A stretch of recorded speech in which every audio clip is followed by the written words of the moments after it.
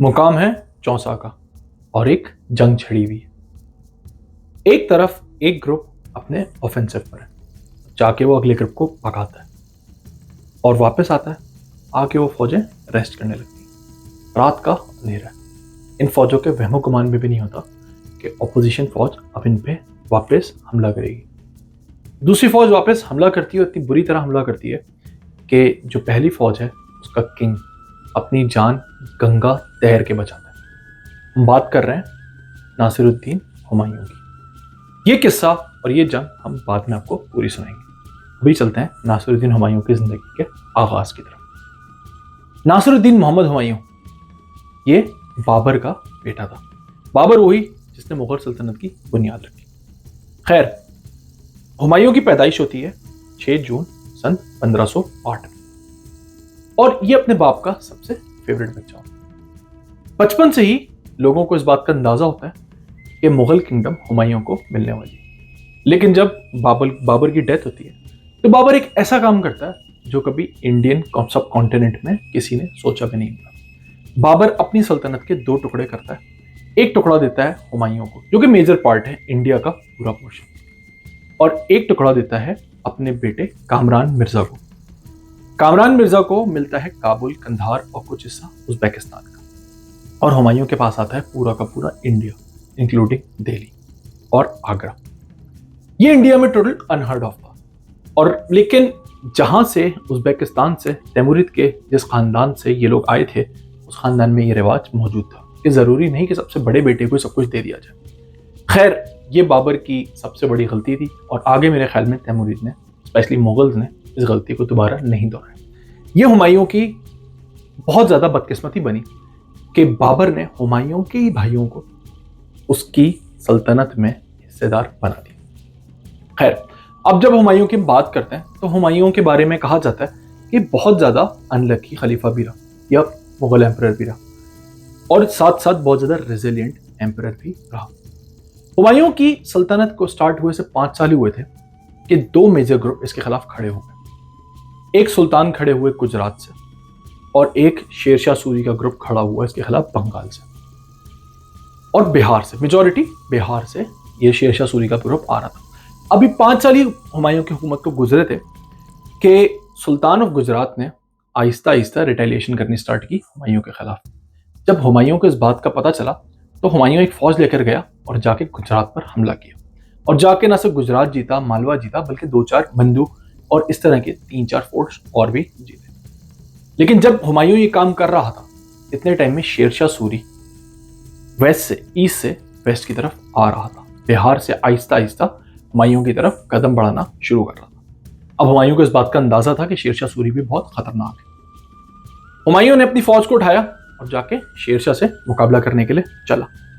जब हुमायूं शेरशाह से मुकाबला करने के लिए आया, अभी इसकी फौज आगे ही बढ़ी थी कि पीछे से सुल्तान ऑफ गुजरात को मौका मिल गया कि फिर से जो एरियाज हुमायूं ने से छीने थे, इनको वापस छीन ले।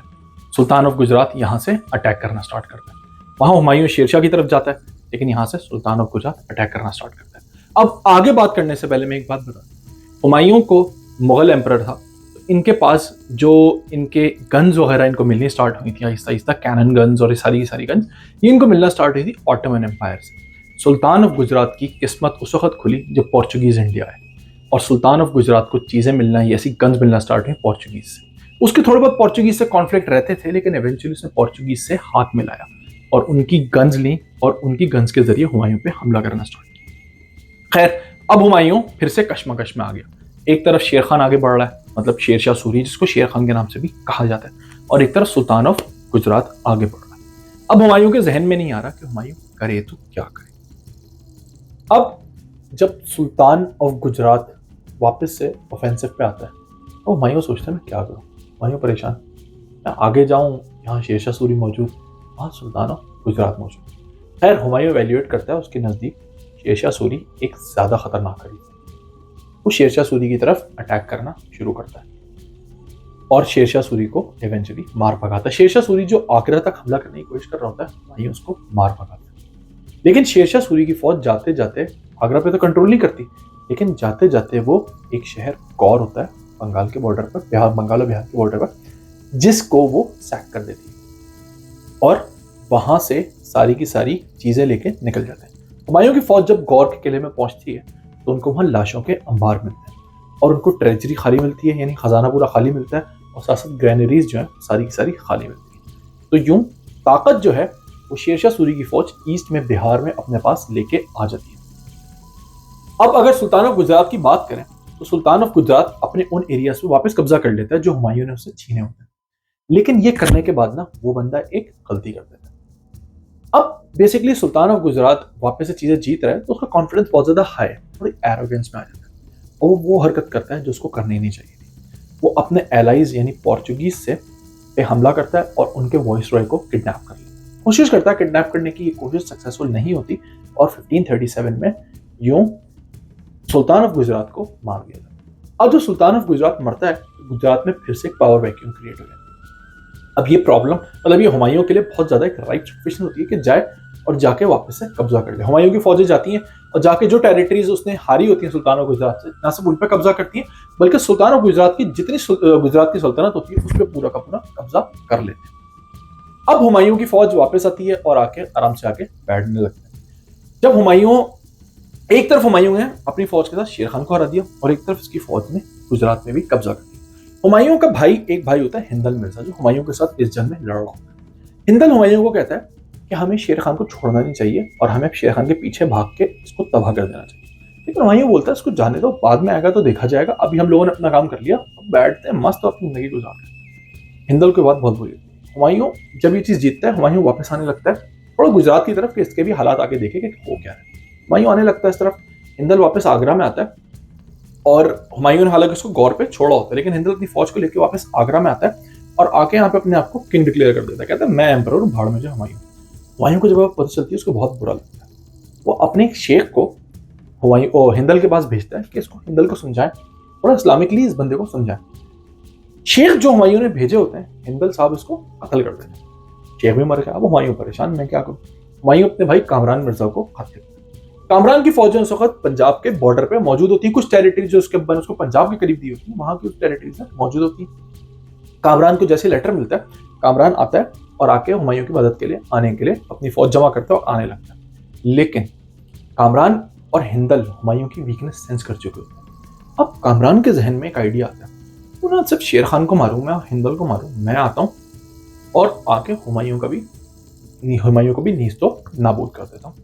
वो हिंदल को खत लिखता है और हिंदल से बोलता है बेटा तुम ये जो गद्दारी कर रहे हो उसको छोड़ो और मुझे आने दो, हम दोनों मिलते हैं, मिलके शेर खान को भी मारेंगे हुमायूं को भी मारेंगे और सारी सल्तनत पे कब्जा कर लेंगे। हिंदल को आइडिया बड़ा अच्छा लगता है। खैर कामरान मिर्जा आने लगता है आगरा की तरफ। इतने में हुमायूं को पता चलता है कि भाई शेर खान जो है वापस से हमला कर रहा है। हुमायूं अपनी फौज को लेता है वापस और शेर खान से मिलने के लिए जाता है, लड़ने के लिए। अब ये पहुंचते हैं चौसा के मुकाम पे। अब ये वही जंग है जो मैंने आपको कहानी की शुरू में सुनाई थी। चौसा के मुकाम पे जब ये पहुंचते हैं एक तरफ है शेर खान, एक तरफ है हुमायूं। अब जंग होनी स्टार्ट होती है। ये जंग दिनों से हफ्तों से महीनों में चली जाती है लेकिन जंग का कोई नतीजा नहीं आता। दोनों फौजें थकने लगती हैं। हुमायूं को भी समझ में नहीं आता क्या करें। हुमायूं वैसे जंग से बेजार आदमी होता है और जब से वो आया है उसको उल्टी सीधी जंगें लड़नी पड़ी। हुमायूं अपने एक वजीर को बुलाता है मोहम्मद अजीज और उनसे पूछता है क्या करना चाहिए। अजीज साहब जो है उसको एक सजेशन देते हैं। वो कहते हैं कि भाई एक काम करता हूँ मैं जाके ना एक पीस जो है उसको ब्रोकर करने की कोशिश करता हूँ शेर खान या शेरशाह सूरी के साथ। और मैं शेरशाह सूरी को बोलूंगा कि भाई जो सल्तनत तुम्हें चाहिए, तुम्हें बिहार दी, तुम्हारा ही बिहार है, तुम बंगाल भी हमसे लो और उसको रूल करो, लेकिन तुम एज अ सूबा उसको रूल करो, हमारा सूबा है और तुम एक तरह से उसको रूल कर रहे हो, सिर्फ हमारे नाम पे गवर्नर और किंग हो, अपनी हुकूमत अलग चलाओ, लेकिन वो दुनिया को लगे हाँ भाई मुगल सल्तनत का सूबा। और शेर खान के लिए अच्छी चीज होगी। और हम उससे बोलेंगे कि जंग का नतीजा ऐसे निकालो जैसे जंग हम जीत गए, कि हम तुम्हारी फौज के खिलाफ आएंगे ऑफेंसिवली और तुम उस पर रिट्रीट कर जाओगे, तुम पीछे भाग जाओगे, हम वापस आ जाएंगे, दोनों खुश, मामला खत्म। हुमायूं का आइडिया बहुत अच्छा लगता है। वो अजीज से बोलते हैं हाँ जाए जाके बात। अजीज साहब आते हैं, आके वो शेरशाह सूरी के दरबार में आते हैं, मतलब जो भी उनका कैंप होता है, और शेरशाह सूरी को ये आइडिया प्रेजेंट है। शेरशाह सूरी को भी आइडिया बहुत अच्छा लगता है। उसकी फौज भी तंग आ गई होती, कितना लड़े क्या करे। शेरशाह कहता है हाँ सही है, बात डन हो गई। अब ये डिसाइड किया जाता है कि अगले दिन या 1-2 दिन के बाद हुमायूं की फौज जो है सुबह शेरशाह सूरी की फौज पे हमला करेगी और शेरशाह सूरी की फौज जो है वो थोड़ा सा अटैक को करेगी, उसके बाद रिट्रीट कर जाएगी और पीछे भाग जाएगी और हुमायूं की फौज उसका पीछा नहीं करेगी। शेरशाह बंगाल को रूल करेगा in the name of Humayun और हुमायूं की फौज आराम से आ जाएगी और दोनों में सेटलमेंट हो जाएगा, कभी लड़ेंगे नहीं, दोनों लोग खुश, बात खत्म। अगला दिन होता है, सेम वो चीज होती है, हुमायूं की फौज जाती है, जाके अटैक करती है शेरशाह पे। शेरशाह की फौज आहिस्ता आहिस्ता पीछे भागना शुरू करती है। मामला यहाँ पे खत्म हो जाता है, रफा दफा हो जाता है, सबको लगता है सही हो गया। हुमायूं की फौज आती है और आके रिलैक्स हो जाती है कि भाई भाग गया शेरशाह। हुमायूं भी रिलैक्स, अब उनकी जो कैंप है उसमें फुल पार्टी सीन चल रहा है, चिल सीन चल रहा है, लोग सो रहे हैं। अच्छा, हुमायूं जो है ये ओपियम का बहुत ज्यादा शौकीन था, कि फौज में भी ओपियम की बहुत ज्यादा शौकीन रखते थे, बहुत ज्यादा शौक रखते थे लोग। उनकी फौज में फुल ओपियम चलता है, फुल वीड चलती है, फुल हाई सीन, और ये लोग आराम से मतलब एंजॉय कर रहे होते हैं और रिलैक्स कर रहे होते हैं इतने में। लेकिन अब रात का वक्त हो जाता है, लेकिन शेरशाह की फौज जो है, शेरशाह सूरी, उसके जहन में चल रहा था कुछ, कहता है भाई अब तो ये होगा नशे में टुन, क्यों ना इन पे हमला करें और उनको भगा दें। शेरशाह अपनी फौज को जमा करता है और रात को हुमायूं की फौज पे हमला कर देता है। हुमायूं की फौज के वहमो गुमान में भी नहीं होता, किसी के पास वेपन नहीं होता, फुल चिल सीन, सो रहे हैं, पार्टी सीन चल रहा है। शेरशाह की फौज एकदम आती है, हमला करती है, ऑलमोस्ट 80% हुमायूं की फौज को नीस्तो नाबूद कर देती है, कत्ल कर देती है। हुमायूं अपनी जान बचा के बड़ी मुश्किल से भागता है, गंगा में कूदता है, गंगा को तैर के बड़ी मुश्किल से आगरा की तरफ जाता है। अब शेरशाह ऑलमोस्ट गंगा के कोने तक आ गया, गंगा की अगली साइड है आगरा। अब हुमायूं तो बच गया, लेकिन अब करे तो वो क्या करे, शेरशाह तो वापस आ गया। हुमायूं बड़ी मुश्किल से डिफीट से बच के वापस आगरा तक पहुंचता है। जब वो आगरा आता है, अब वो यहाँ आके देखता है कामरान मिर्जा भी अपनी फौज लेके आ गया, हिंदल मिर्जा ऑलरेडी वहां मौजूद था। लेकिन आगरा में जो हिंदल मिर्जा के साथ और जो बाकी फौज थी वो सारी हुमायूं के हक में, इसके हक में डिक्लेयर हुई थी, सबके सब इसको सपोर्ट करते थे। अब ये करते क्या है कि हुमायूं साहब जो हैं ये अपने दोनों भाइयों को देखते हैं और इसको कामरान मिर्जा के बारे में पता चलता है, कामरान मिर्जा क्या सोच के आया था, खबरें इसको मिलती हैं। लेकिन हुमायूं का दिल बहुत साफ होता है, हुमायूं दोनों भाइयों को माफ कर देता है, कहता है जाओ यार माफ किया, लेकिन आइंदा ये हरकत नहीं करना, ये हुमायूं की सबसे बड़ी गलती है। लेकिन खैर हुमायूं अपने दोनों भाइयों को माफ करता है और बात इनकी यहाँ पे खत्म हो जाती है। फिर खैर इन सब में डिस्कशन होती है कि कैसे शेर खान को वापस भगाया जाए, उससे अपने जो इलाका उसने ले लिया वापस उससे छीना जाए और उसको बिहार तक पूरा खत्म नीस्त नाबूद कर दिया। तो इतने में हुमायूं जो है वो अपने भाइयों से कहता है भाई हम थोड़ा डिफेंसिवली लड़ेंगे, वी हैव आगरा, हम आगरा को डिफेंड करेंगे, शेर खान की फौज आएगी, आके लड़ेगी, लड़ के थक जाएगी, उसके बाद हम मारेंगे और ऐसे ऐसे जाके उनको उनके एरियाज पे कब्जा कर लेंगे। कामरान मिर्जा कहता है नहीं, बहुत हमने डिफेंसिवली लड़ी, अब हम लड़ेंगे ऑफेंसिव, हमारी पूरी फौज जाएगी और जाके शेर खान की फौज पर चढ़ जाएगी, शेरशाह सूरी को तबाह बर्बाद कर देगी और सूरी एम्पायर खत्म शुरू से ही ना है। हुमायूं कहता है नहीं हम लड़ेंगे डिफेंसिवली। अब इन दोनों में तकरार होती है, कामरान मिर्जा को गुस्सा आता है, वो अपने भाई की फौज छोड़ता है, तो भाई मैं जा रहा हूँ, अपने फौजी लेता है और वापस लाहौर की तरफ चला जाता है। हिंदल एक दफा हुमायूं माफ कर चुका है, हिंदल बोलता है यार मैं कितनी दफा बदतमीजी करूं, चलो यार भाई की बात मान लेते हैं। हिंदल कहता है चलो यार भाई तुम्हारे साथ लड़ने को तैयार हूं। ये लोग अभी इसी बात में अग्री कर ही रहे होते हैं और हुमायूं साहब वो निकल गए।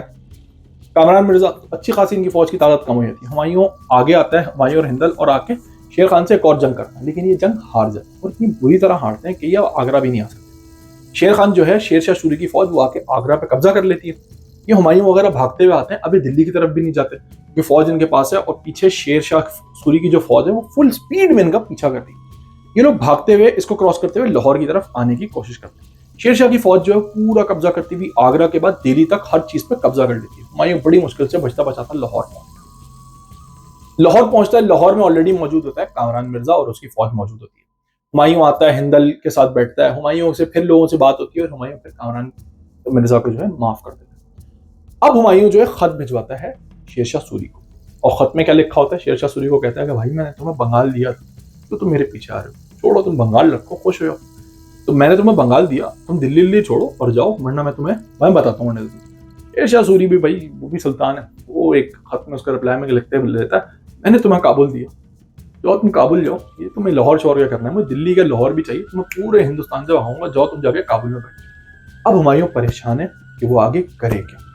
ऑलमोस्ट हुमायूं ने पूरी अपनी सल्तनत हार दी है, लाहौर उसके पास आखिरी फोर्ट है, एक तरह से बड़ा शहर, बाकी काबुल कंधार जो है उसके भाई कामरान मिर्जा के पास। लाहौर के बाद इसकी सल्तनत का एंड है। अब यहाँ पे सोच रहा है कि मैं आगे करूं क्या।